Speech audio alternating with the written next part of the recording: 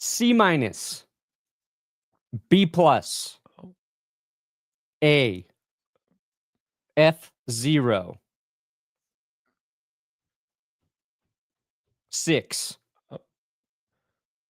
What is happening? Percentage, B Okay. plus.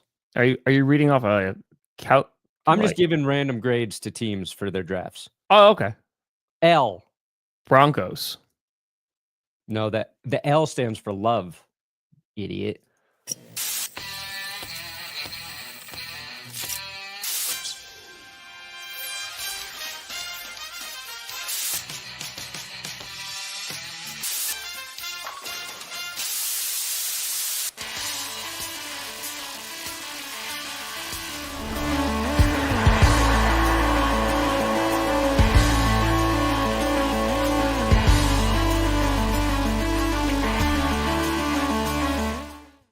Oh, baby. We here.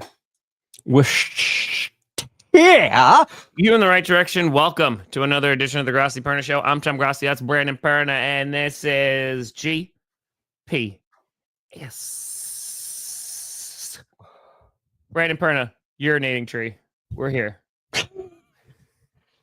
Dude, urinating tree did such a great job at the draft. That got me. That definitely got me. So I was like, oh, Perna posted something. And I laughed my ass off. I was like, oh, I put the pressure on myself.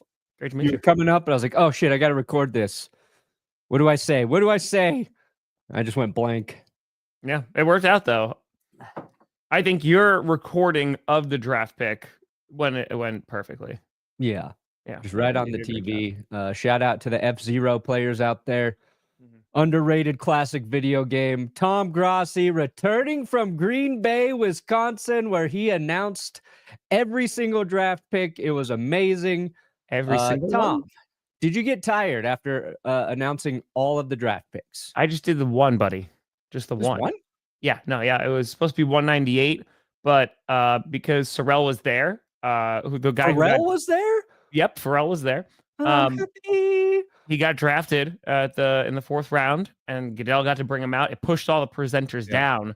So that last day, there was a lot of panic about if Goody trades up, I'm not going to be able to do it, the whole 9 yards. But we got it. Pick 237. Sweet. Now, who was the guy who stayed there again? What was his name? The fourth round? Huh? What? The guy who pushed it back. Who's the guy who stayed there? Oh, the edge rusher. Yeah, Sorrell, I think is Sorrell. It might be Sorrell. Sorry. And he wanted to be there just to hear his name called. He was there right? for 3 days, dude. Yeah, so he was in the green. So what happened is because obviously he's in Green Bay and he's here. Goodell was like, "Oh, I want to announce it," since he's waiting in the back there, which was 1,000,000% the right call. So that was a super awesome moment. He had an awesome post-game or post-draft, I said, press conference, and it was super emotional. So that's cool. Yeah, definitely worth getting bounced down a little bit. Yeah, no, that's cool for him to do and want to be there. This draft was wild. Leading up to this draft, we'd been talking about kind of how boring this draft class was in terms of outside of, Cam Ward, who we knew was going number 1 to the Titans for a while. We thought maybe, a quarterback or two is going to go early, but nobody really emerged as having a favorite quarterback. Sure. Didn't have this 5 or 6 quarterbacks who were going to go in the first round like last year. Sure.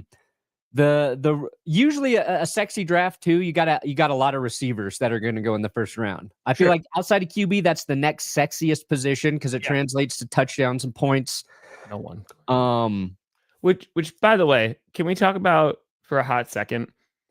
Is Cam Ward going number 1, the least covered number 1 overall? Because literally, as soon as even before he was getting picked, I feel like there was zero coverage on Cam Ward. There was zero coverage on the Tennessee Titans and what they did with that first overall pick. And I was like, oh, nope, Travis Hunter, he's going to the Jaguars. And then it was Shedeur Sanders basically the rest of the time with other stories that were peppered in. I wouldn't say zero. We did a Cam Ward video. I meant draft coverage for the big media during the draft. I'm a big media guy, Tom. Excuse me, traditional media.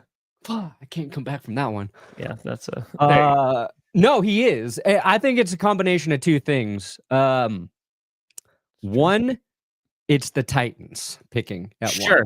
And they are, no offense, Titans fans. They don't get a lot of coverage. They don't get a lot of coverage. They don't get a lot of attention. And your Cam Ward's replacing maybe our favorite quarterback too. I think nobody wants to see Will Levis play less football, Tom. No offense to Will, no offense to Cam Ward. But yeah, and I think he just seemed like the safest pick at that position. Like the clear cut, yeah. He did the most on the field, and he has an incredible story too. And that's like, I feel like in a different draft with a different team selecting him, we'd be talking more about the fact that he was a 0-star recruit coming out of high school because they ran I think it was the wing T offense, some bullshit where he just handed the ball off a lot.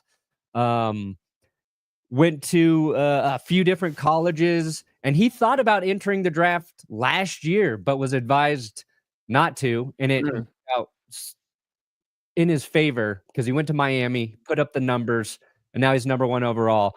And I really hope it works out for him in Tennessee. That's they've been so boring. And if they could have an exciting quarterback there, it would just be nice for Titans fans.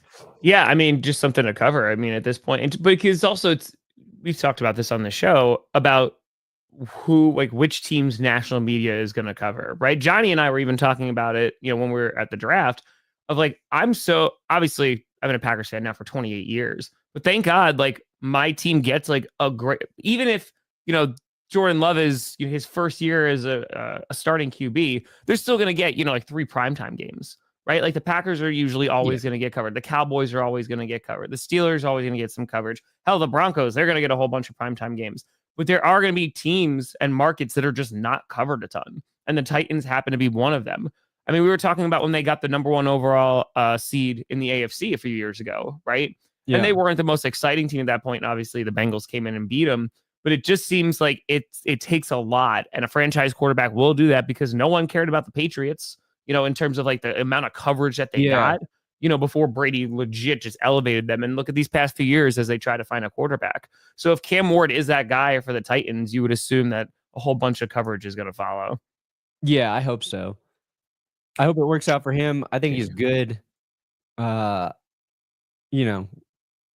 We don't know who Brian Callahan really is as a head coach yet either. I think it's really hard to evaluate like what he's able to do with their offense last year versus what he wants to do, what they're going to do.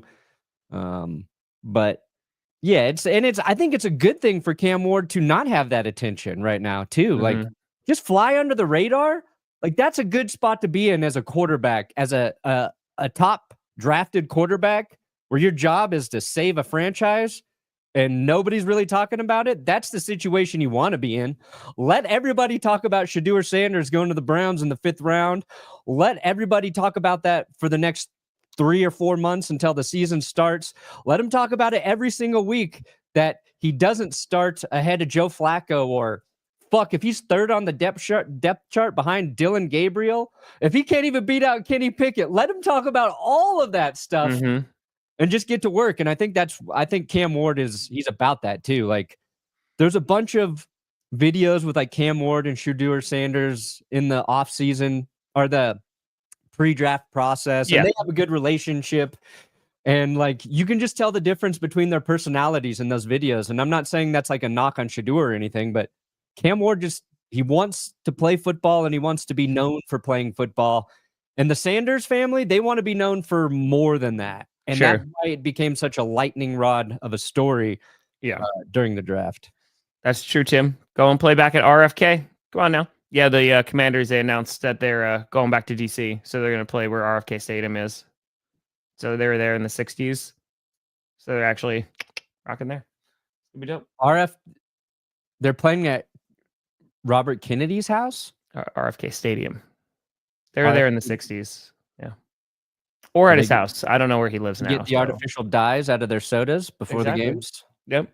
I better not see a single artificial dye anywhere in that stadium. Mm-mm. Okay. There you go, Baltimore. Beef tallow. But I agree with What can you. you get at the concessions at RFK Stadium? Buckets of beef tallow. Tallow. Damn it. I fucked up my own joke. Hold on, do it again, and I'll pretend you didn't. Beef tallow. No, you got to say the whole thing. What can you get at RFK Stadium? What are in the concessions, Tom? What? Nachos? Nope. No. Hot dogs? No. Nope. Buckets of beef tallow. That's a great joke, Brandon. Thank you. God, I really nailed that one, huh, guys? Beef towels. Get your beef towels here. Beef towel. Yeah. I want to talk about so many things. Yeah. So this prank phone call to Shedeur Sanders. So this happened. So funny. It was so funny. On night 2, this was the thing. So they were live streaming it, right? What wound up happening is he got a phone call and he pretended to be Mickey Loomis, the GM for the New Orleans Saints, and basically said, you're going to have to wait a little bit longer. So he got a prank phone call, and apparently Tyler Warren got a prank phone call as well. But this goes a little bit deeper because it was announced yesterday that the son of Falcons, Jeff Ulbrich, he was the one that did it, and he filmed himself doing it. And so the Falcons are not going. Apparently, they got Jeff Ulbrich's son got it off of an iPad and like got Shedeur Sanders' number. Yeah. And then made the prank phone call on Friday. And listen, the amount of coverage that Shedeur Sanders was getting every second of that draft was insane, right? The That prank could have phone been call more, honestly, but yeah, I hear you. Like is not necessary. But the fact that it came from a rival organization and then pretended to be the Saints, like the layers upon layers there of you have Jeff Ulbrich's son from the Falcons being like, you know what? Not only am I going to do this to Shedeur, but I'm going to blame the Saints as well. Yeah. Like there's some levels here of just petty that were going on. And I'm curious if the NFL, like you have to imagine like the Sanders family is beyond pissed. I actually don't think I bet they don't really even care that much about that at now this that it's moment. over. I think it's over with. I mean, watching so much of it, I bet I'd be willing to bet Shiloh Sanders thinks it's funny. He's got a pretty good sense of humor. That was my take. And then my war with ESPN. What I love about this prank call, my biggest gripe is Jeff Ulbrich's son didn't even put in like a good effort to sell that he was Mickey Loomis. Like the fact that they tricked Shedeur Sanders with that prank call and the effort level was so low on selling yourself as the, like, it felt like they were surprised he answered and there's like, yeah, I'm the GM of the Saints, Mickey Loomis. Not a good impression. No really good acting there. So that was the first problem. The thing that's hilarious to me is your dad is the defensive coordinator of the Atlanta Falcons. And as a son, you think it's a good idea to video your prank call? To shoot video of it. You have the lack of respect you have for your own father is hilarious. Like could have gotten him fired from the team, right? Like you don't have a job anymore. You're not in the NFL anymore.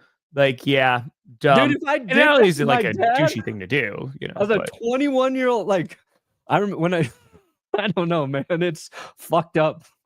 It's not even like the Sanders thing. It's like my dad has one of the most high-profile jobs in the world. I'm going to exploit information I shouldn't have had for a fucking viral video moment, possibly. Screw you, Dad. Okay, so if you're Jeff Ulbrich, disown. I disown. I trade him. I trade him.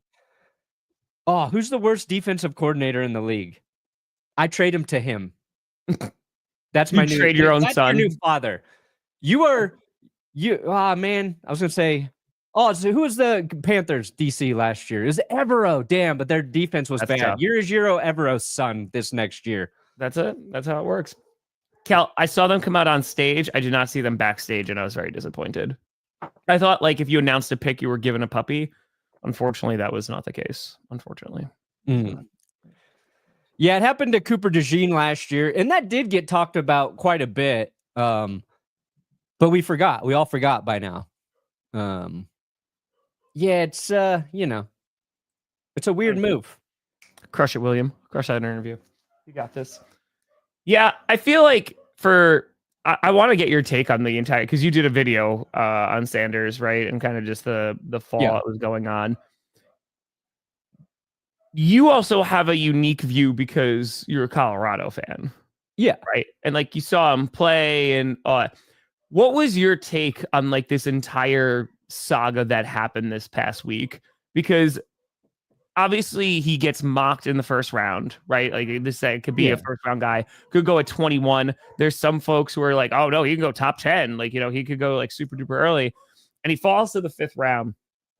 Is it just a combination of the interviews, right, which are all heavily that they just did not go well, is the story that's there?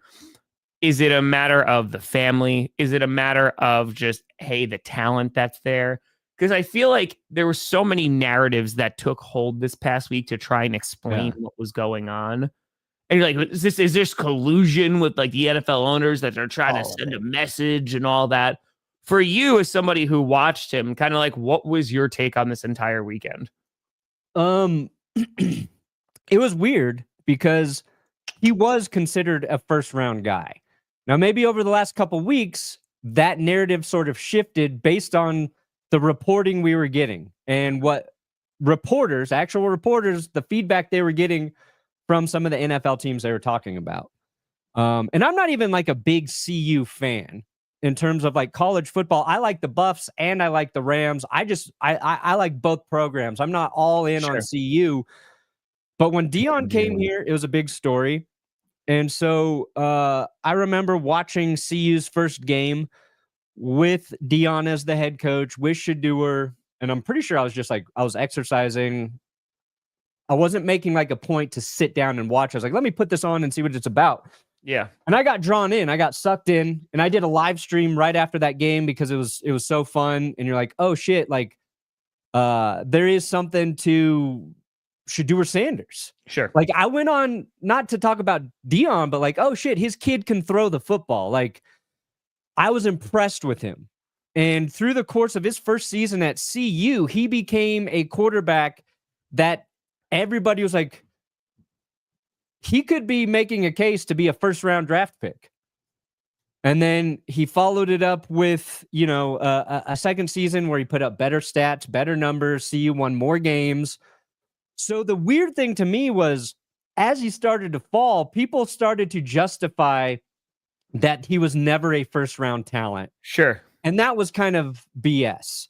The other weird thing was like, okay, so Mel Kiper got a ton of attention for like just talking about it ad nauseum, right? Man, that's a whole different thing. Yeah. The fact that Mel was surprised by it is also weird because if you listen to some of Mel Kiper's pre-draft talk, one of the things he said is the guy I can't get a read on is Shedeur Sanders. I'm getting mixed signals from NFL teams. So if anybody should have known, it's Mel. So I think what really happened is there's two things. One, the two teams that could have taken him, the Giants and the Saints, those were two interviews that just didn't go well. Yeah. And McShay alluded to it, and he said it wasn't like nefarious. It wasn't like he was terrible. They just didn't go well. So those were the two teams that were probably considering taking him in the first round. Second part of it, I think I put on his dad in that they approach this as teams should be coveting him. And that's how Deion approached his draft.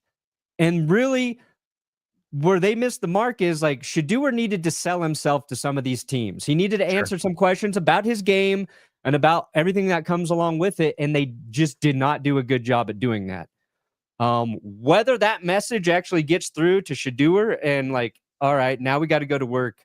Now we have to embrace the idea that the NFL didn't see me as the talented quarterback I know I am, and I've got to prove that to him.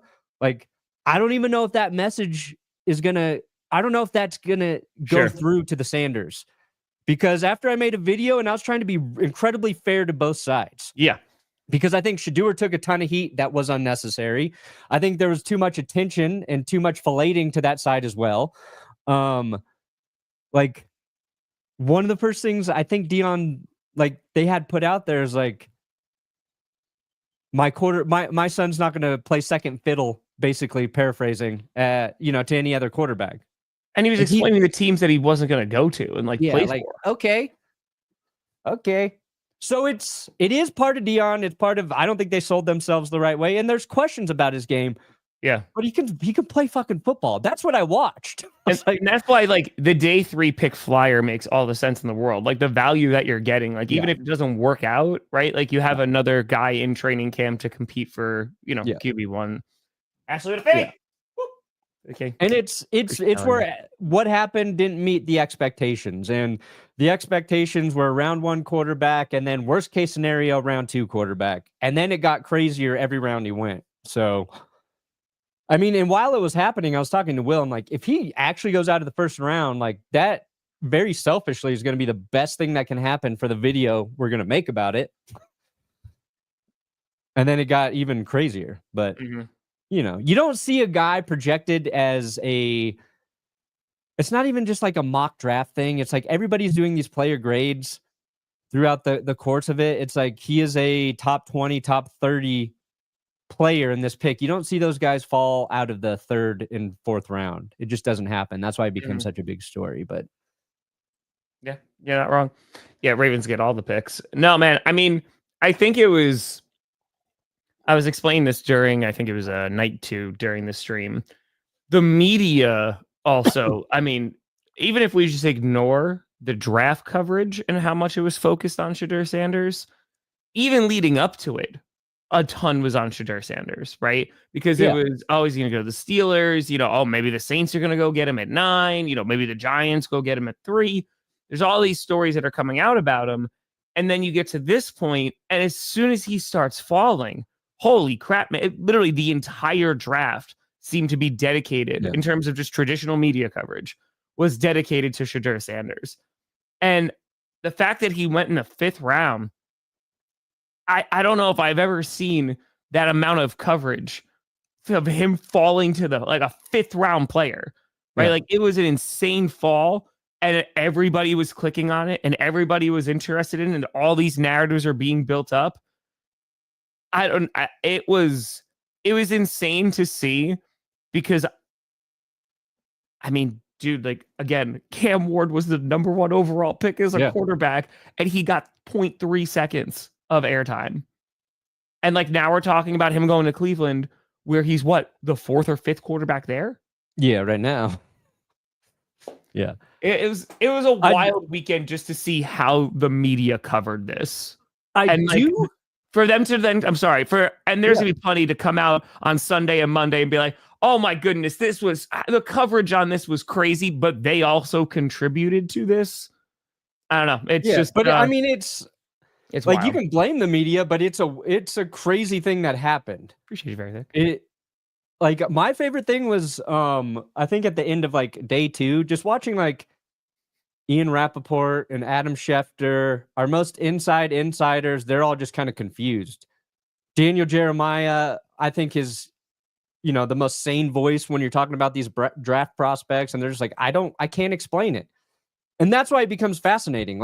When none of the experts have a good beat on it and can't tell you an answer, you get hooked and you start watching it because you're just waiting for the mystery to be solved. And it finally got solved day 3. And I think I saw that NFL had their highest day 3 draft viewership ever. And so that's my conspiracy. NFL did this just so they get them day 3 ratings up. Or was that because Tom Grossi was making a pick on day 3? Hard to say, Tom. Well, no, ESPN didn't cover it. Let's just give the credit to Tom. I think that's a Tom story, not a Shedeur story. Or Shedeur. That's it. But Stern, not a high pick at least. I do like that the Browns figured out a way. Yes, I agree with that. To get more attention at their quarterback position than even when they signed Watson.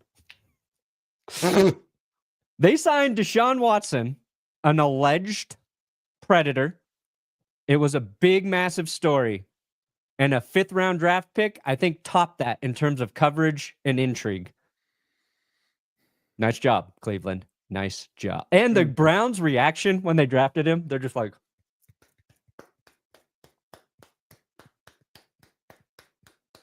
no one looked happy. Another funny thing too, and I can't remember if I put this in the video. I think it was Stefanski was on the phone with Shedeur Sanders, and he was like I said, the Lord works in mysterious ways. I was like, motherfucker, you had the draft pick. What do you mean the Lord works in mysterious ways? This was your call. Did you have a dream last night that God told you Shedeur in the 5th? You can't say the Lord works in mysterious ways when it is 100% your decision. Jeff Ulbricht's son prank called the Browns and said, "This is God. You need to go get Shedeur in the 5th." Ulbricht did it. Oh my God. I mean, appreciate you, Jason. You know, the Sanders were like, "This is the work of the devil." There's a clip of them saying, "It's the devil," and they're joking around. But when I heard that, I was like, "What are you talking about?" Johnny and I were talking, like, we hope that what this does now, like, if you're Shedeur Sanders, like, have the biggest chip on your shoulder, and like maybe it is humbling a little bit, and just go and ball out, right? Dude, that was. I hope that's the way. I hope that message gets through to Dion. I did not mind. But in the first 24 hours afterwards, it doesn't feel like that message got through to him.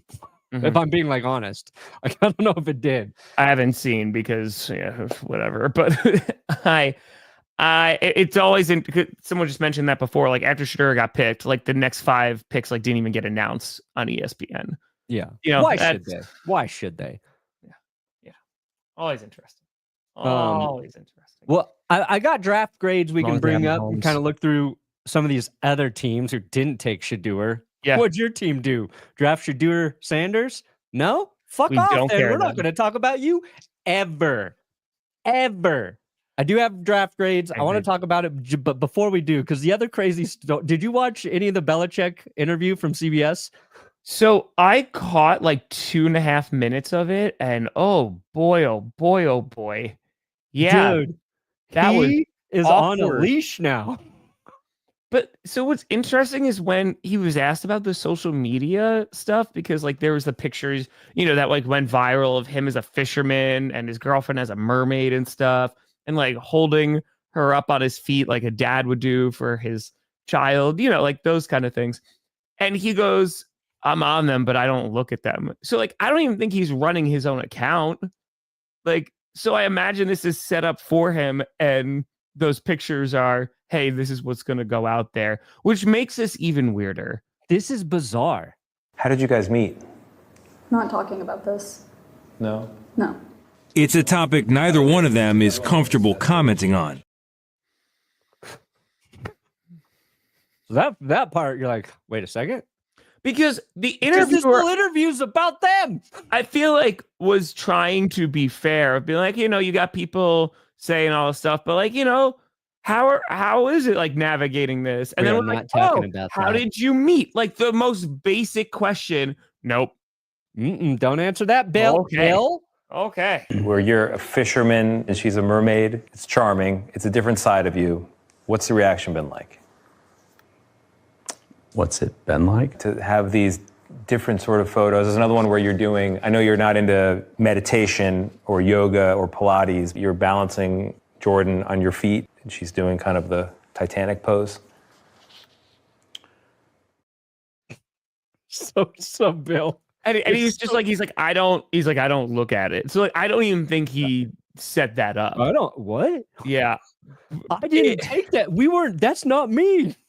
I did not have Bill Belichick's dating life to be a pretty significant story in 2025, but I feel like it fits. And a lot of people like, because I reposted the clip on Twitter. I was like, should we worry about Bill and his girl? And a lot of people like, who cares? It's nobody's business. It's nobody's business. I'm like, okay, yeah. Bill's personal relationship, nobody's business. But when you go on CBS to do an interview, and the interview is mostly about your relationship, it's fair to talk about it. And when you get classic Belichick answers within that thing, and there's been stories about this leading up to this moment. We're not going to spend too much time on it today, but it's odd because it's Bill Belichick, and it feels like he's being controlled by somebody else. And I don't think we ever would have in a million years said that about Belichick. He's at what, USC now? Right? Yes. Yeah. North Carolina. So what do we say when she's the offensive coordinator and she's like right there? When Belichick and North Carolina throw it on the goal line and they lose a game. Ooh. So, King freaking fracking Andrew. Boop, boop, boop, boop, boop, boop. Appreciate the hell out of you, buddy. Hope you're doing well. Thank you. And thank you. Yeah, it was weird though. I because that came out yesterday, right? I saw it for a hot second and I was like, this is a very strange thing. No, it's odd. Very, very strange. Only when the Packers are in it. It's the Chargers and Lions this year, right? So I usually do at least one preseason game for the Packers. So the Hall of Fame game? Yeah. 2 coaches. Mike Sullivan, not a popular name today, I guess. Whoa, weird. Weird. I got Pro Football Focus's draft grades up here. Do it up. We can go through some of these, give all of your teams a little love. Arizona Cardinals receiving a ton of praise, not just by Pro Football Focus, A+. Now, draft grades, I think you really have to look at the plus and minus scale because most teams are getting A's or B's, right?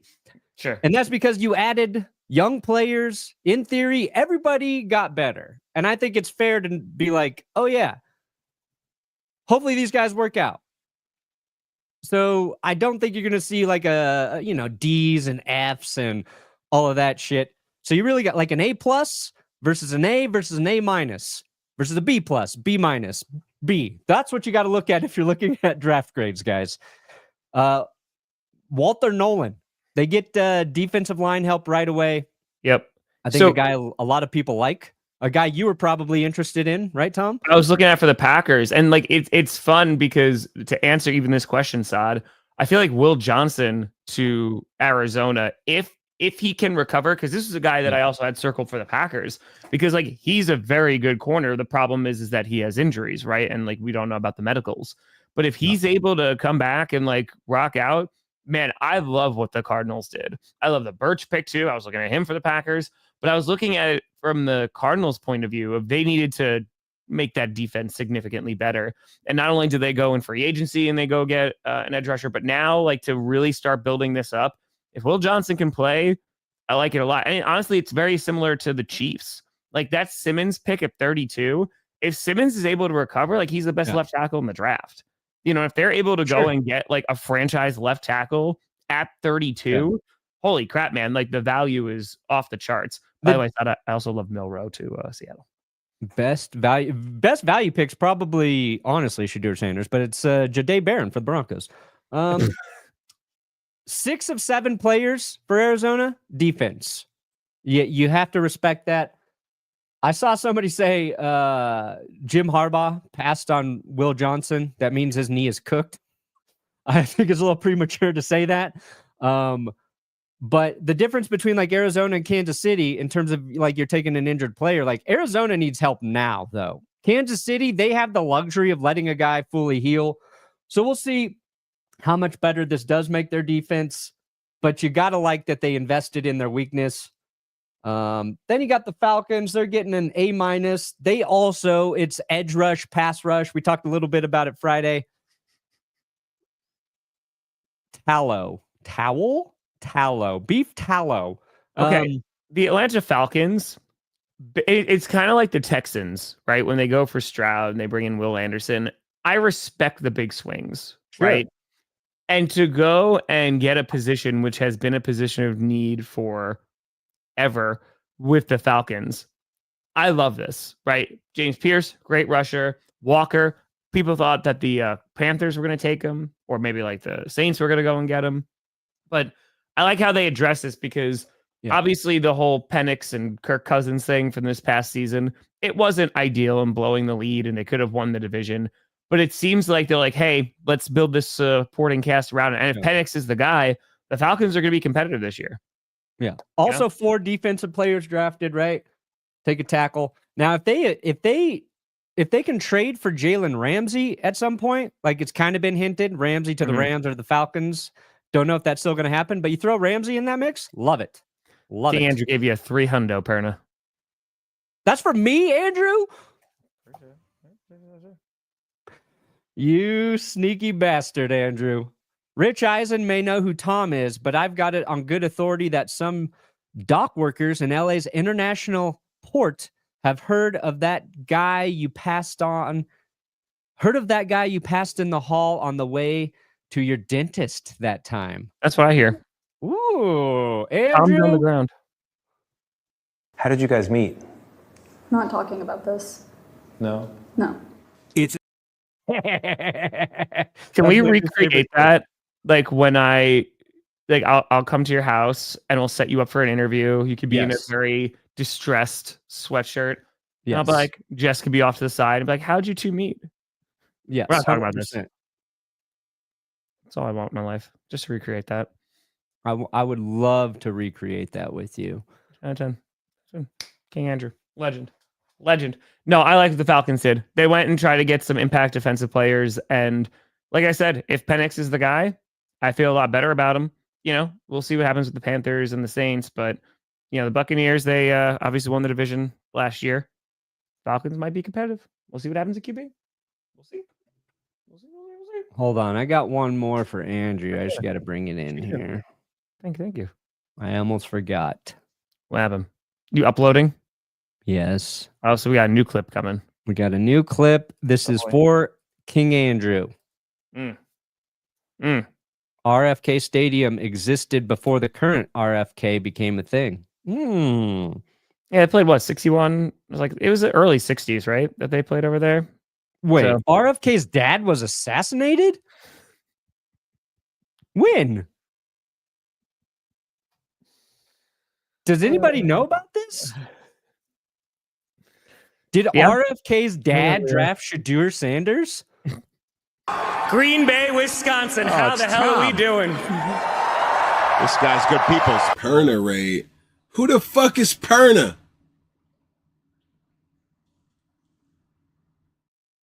Johnny Marks sent me that. I saw Johnny edit that. That's perfect for Andrew. Your setup. I wish I had that ready on cue, but there we go. Ravens. Another A. That's not surprising here, man. I mean, Starks, they already have, they already have an insane safety room. Now it gets even more insane. And so Mike Green, we're talking about this a lot on night 2. Guy who was projected to go in the first round has 2 very serious accusations off the field of assault. Sexual assault. And Mike Green, the prospect, you're like, oh man, the value is absolutely insane because the guy can play football really well. Off the field, there's a lot of question marks, obviously. But we also, you see like the chat and like the crowd. If you could play football well, and how many times have we seen this? Teams would be like, all right, we're willing to take the heat for it. Yeah. So again, as a player, you're like, yeah, Mike Green has a lot of potential. He's possibly the best edge rusher in this draft. So in terms of where the Ravens got him, just football, fucking amazing pick. But there are 2 alleged accusations of sexual assault, one from high school and then one at college for him. So it's a big part of his story. Whether that's fair or not, I don't know. I haven't really looked into it. I just know the surface level details of it. For the Ravens to draft him while also drafting a kicker to replace their current kicker who has sexual misconduct allegations against him right now is a weird look. It's a weird decision, but it comes down to they think the football talent from Mike Green outweighs any controversy that might come along with it right now. But it's like there's someone in the division that feels the same way about another player. Yeah, you got to beat the Chiefs. That's how you beat the Chiefs with their own medicine, Tom. That's how you do that. Wester, the receiver out of Colorado. I like this pick for the Ravens. Go back, watch a Shedeur Sanders highlight reel. Yes, you got Travis Hunter in there. But one of the dudes who shows up a lot is Wester. I think that's a nice pick for the Ravens. And yeah, they got they add a lot of dudes, but their first 2 picks probably going to have huge impacts for them on defense. I would imagine so. And yes, Self-Dog, that is the hope that it will be there. That is the hope. Bills. Defense with their first 4 picks at a corner, which they desperately needed. And then the next 3 are defensive line or edge, which they also needed. Hopefully, these picks for Buffalo help them beat the Chiefs in the playoffs. That's all this shit's about. They need to go defense. I like that they addressed edge too. Corner makes all the sense because Harrison's super fast. He's definitely smaller, but he's a bit faster. And no, Yankees, just one. It got pushed back just because Goodell came out for the Packers' first 4th round pick. Yeah. I liked Harrison. I don't know a ton about TJ Sanders. I like the Landon Jackson pick. But yeah, it's defense. And it makes sense, right? The only other thing you're thinking about is getting another wide receiver, but to go and build up that defense, never going to complain about that. They need to get to the quarterback without blitzing. That's the way the Bills like to play defense, and hopefully these additions help them do it. It was awesome, Wesley. Panthers. A+. They're getting an A+. So there were some questions and like an O after they go after Teteroa. And it was potential, right? I think he was mocked there a few times. But they go out and get McMillan, who is a very good wide receiver. A lot of folks thought that Walker was going to go there. They were going to go edge. They were going to try to beef up that defense a little bit more. I like the Scorton pick a lot. I liked how he knocked all the hats off the table after he got picked. He put on his Panther hat, and he went over the table with all the hats, and he hit them off and said, fuck them teams. They didn't pick me. Love it, Scrouton. Sorry. Everybody knows that the Bears still suck. But yeah, for that, I think going to get Scorton makes me feel a lot better. And you just hope that this is going to allow their offense to also take that next step, right? So they're investing a top 10 pick and going and get a target for Bryce Young.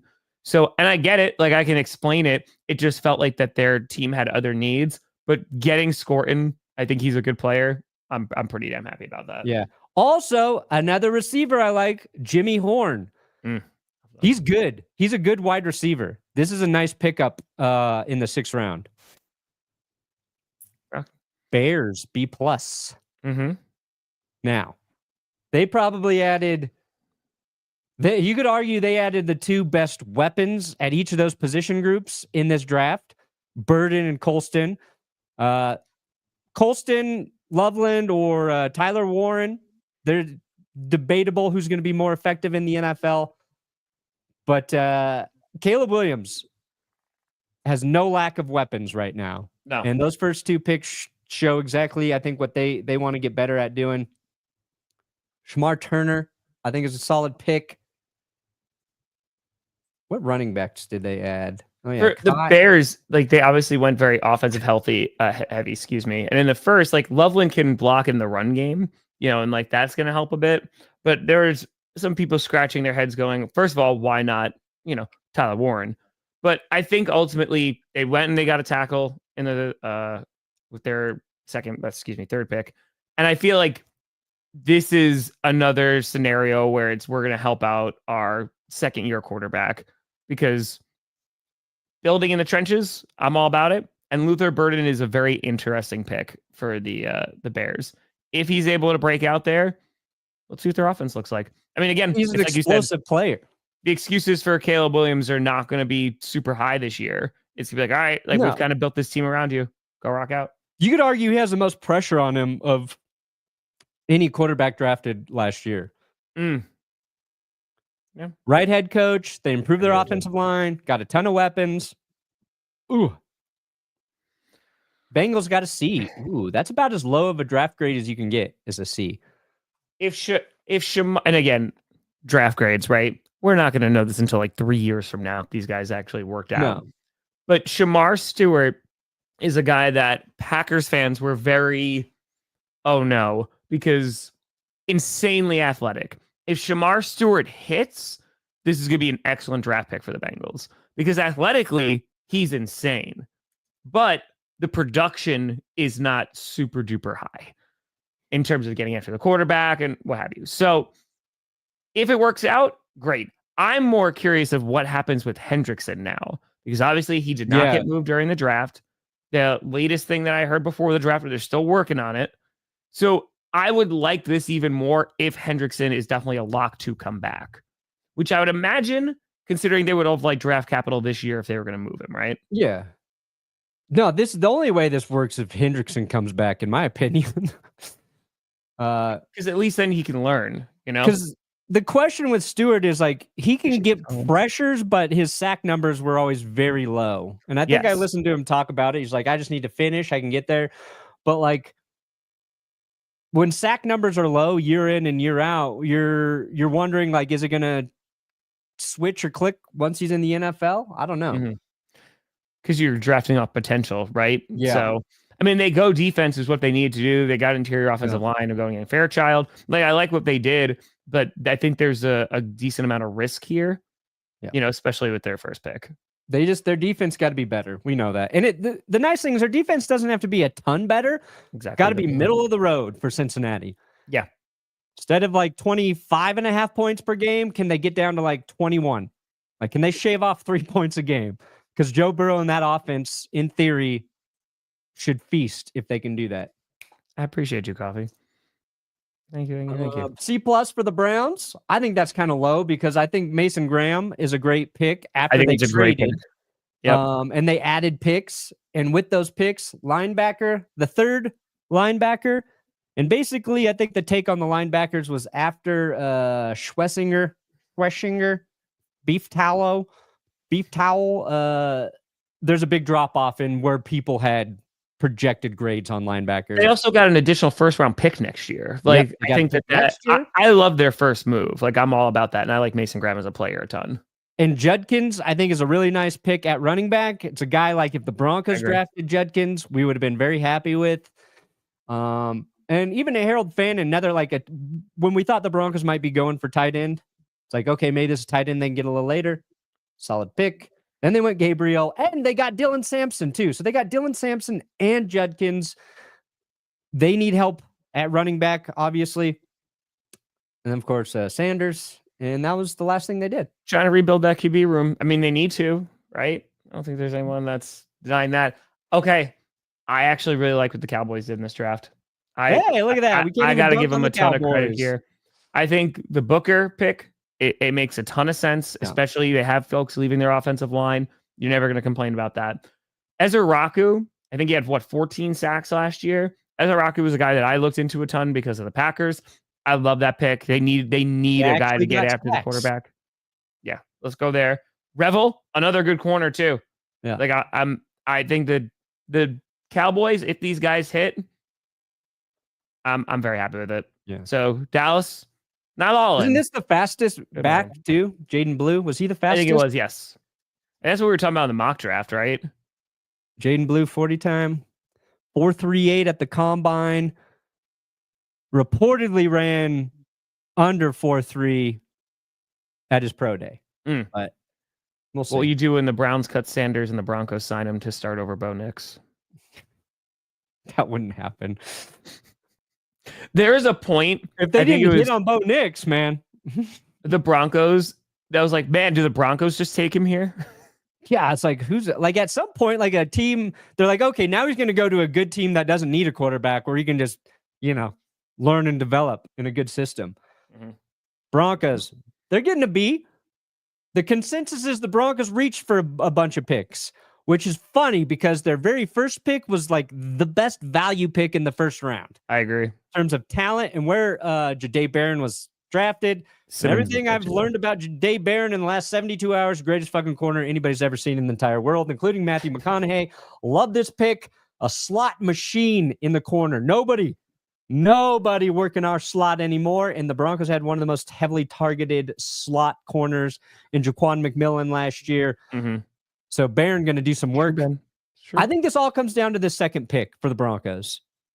If RJ Harvey is as good as a lot of the draft nerds and other running backs really like RJ Harvey, if he's as good as those guys are saying, then that pick is going to make a huge impact for the Broncos. Everybody's like, oh, they could have drafted him later. I don't really give a fuck about when you take a guy as a football team. What are we basing on these? Like when somebody says a reach, we're basing that off of whose evaluations? A bunch of consensus evaluations across the league, or are they basing that off of what other actual scouts and people are saying? I'm saying we don't really understand what a reach is, and I don't care if it's a reach. If Sean Payton thought this guy's the best running back in this draft for their offense and it's good, then those 2 first picks are all the Broncos really needed to hit on in this draft class. Everything else, gravy. But it's, again, this is every year. And I don't know how many times I said this during the stream.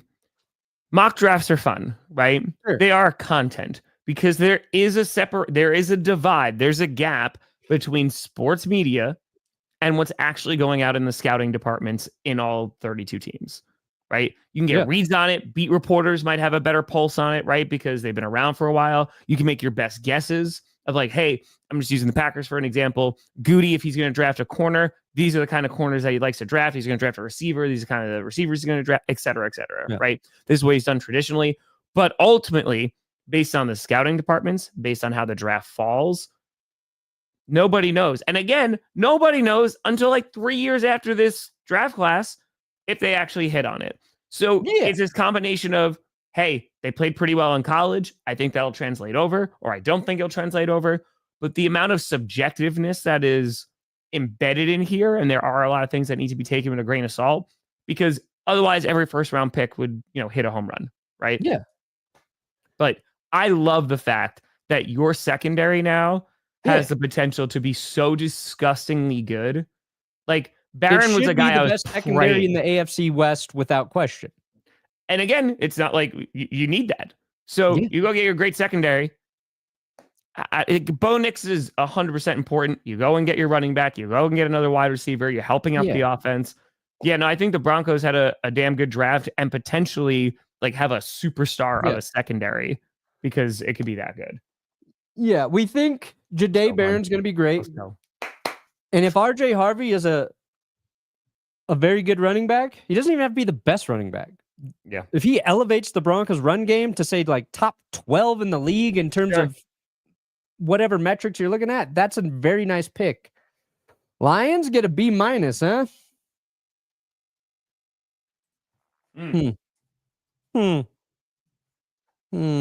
Tyleek Williams, Tate Ratledge. I know a lot of Lions fans in the beginning definitely wanted to go get an edge rusher. They do in the 6th round. I like that pick. They're building in the trenches. Like, I don't think that you can really complain. That's how they've been successful, for all these years, is continuing to do that. So Williams immediately is going to help in the run game. Yeah, these were 2 needs: interior D-line, interior O-line. Potential, Chris. If those are solid draft picks, they address 2 of their needs. Lions are better. I do like their picks though. B- for the Packers. Yeah, so Packers had a crazy draft, man. I mean, not only did they pick a wide receiver for the first time in 23 years in the first round, which, by the way, that pop from the crowd is 10 out of 10. But they go for the first time since 2020, and then it was since 2011. Their first 3 picks are on offense. Golden, the way that the Packers drafted, going to get Williams and Golden. So they have 2 wide receivers in Christian Watson and Romeo Doubs who have injury concerns, right? Their contracts are done after this season. Their rookie deals. Then after that, the following year, Dontavian Wicks and Jaden Reed, their rookie deals are done. So by the end of the 2027. So this does seem like it's hey, we're going to start mixing it up in the wide receiver room. Obviously, the production from wide receivers last year was very underwhelming, especially after, they were hyped up. And I feel like I don't hate the picks at all. Belton, I like a lot. It was just, damn, okay, what's happening at edge and corner? And the fact that the Packers only went out and got 1 corner, and it was Micah Robinson, the pick I announced in the 7th round, there's hey, maybe Jair Alexander's going to stay. But then there's the story that's coming out that the Packers are still looking to trade Jair Alexander. So I don't know what the hell they're doing there in the secondary. So I want to see how the Alexander situation is going to pan out, because if he stays, I feel a lot better. And when it comes to our edge rushers, Like going and get Oliver, like I'm about that. Like I think that could potentially be a really good pick here. Because he came off it was an injury, right? I think in terms of just where the Packers are defensively, they improved in an area with run defense that they had to. Their safety unit got so much better, but good God, did they need to put more pressure on the quarterback? And considering if Jair is leaving, I just thought that would have been a focus in this draft to go and get more edge talent because that was where it was really lacking last year. Yeah. I hope Micah Robinson has a great NFL career. Hall of Fame. But I also hope your guys' first game against the Chicago Bears, he gives up the game-winning touchdown that cost the Packers the victory. Why would you do that to me? Because it'll be your fault. It'll be like, Tom literally drafted this guy. He drafted him. But after that, great career, Micah, but Bears, losing to the Bears, too. I think that's the worst one to lose to for you guys over the Lions or Vikings. Mm-hmm. You know. Oh, Detroit still holds the record. Green Bay, Wisconsin has 107,000 people living in it. There's over 600,000 people in Detroit. I think people literally had to sleep in tents in Green Bay because the city's not big enough to accommodate all the people that showed up. Dude, I think Green Bay crushed this draft. Obviously, you can call me a homer or whatever. Cool. Like, dude, I think they crushed it. It was so Green Bay, man. Like it's in Pittsburgh next year, right? Yeah, I think they're gonna do. Oh my God, I think in Pittsburgh it's gonna be phenomenal.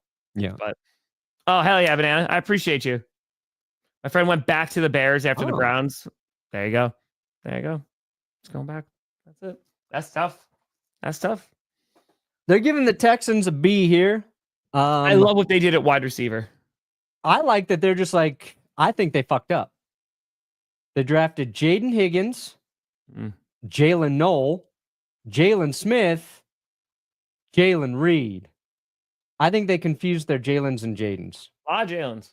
I just they're like, we liked this one Jaden or Jalen a lot. Yep. And then they couldn't remember which one they liked. So like, fuck it, we'll just take them all. We're just going to take them all. Higgins is a great receiver. I like that pick a lot because they got some more trade value. They go offensive line. I know that there's some Texans fans that are like, I would like more offensive linemen, please. But got some nice value there. And I like Knoll as well. Yeah, they need receiver depth because receivers get hurt there every year. Yes. So that makes sense. I would have liked a little bit more along the offensive line, but and quarterback Graham Mertz. Yeah. Never heard of Graham Mertz. Graham Mertz. We'll see then. We'll see. Let's see here. All right, we're gonna stop at the Colts today because there's no way we're gonna go through all of these. We'll pick up on Wednesday, which would be a good day to pick up on more of the draft. Because I'm also my bladder's gonna break and I've got a bunch of stuff to do. But we'll stop here with the Colts. This will be the last team, and then we'll pick up on Wednesday and try to be fair and look at every team's draft. Shout out NFL Network and Rich Eisen. The Rich Eisen thing was amazing. Yeah, it was very cool. Very cool nod. Mm-hmm. I wish you would have been like, oh yeah, Tom, he stole something off my set when I interviewed him. He didn't notice. That thief, Tom Grossi. I want my pin back, Tom. Oh, dude, Lillard last night. Oh man, it's tough. It's tough. Ooh, yeah, that was brutal injury. Ugh. And dude, they just left him out there. He was like sitting on the court. None of it. They leave the entire arena. Walked away. That's it. Colts. It's just amazing because everybody and their mother was like, "Please get Tyler Warren." Are they going to trade up for Tyler Warren? And then Tyler Warren just falls into their lap. Yeah, like sweet. Gotta be happy about that. Their defense needs to be better. I like DJ Giddens. That's a nice guy to come in for Jonathan Taylor, another running back we're looking at for the Broncos. Like I said, when Williams is gone, I have no idea what the 49ers do, man. But we'll talk about them on Wednesday. But yeah, I don't know. And they took a flyer on Riley Leonard late too. So you've got Dan Jones, Anthony Richardson, Riley Leonard. It's going to depend on Anthony's development this year. It's true. But add a couple defensive pieces.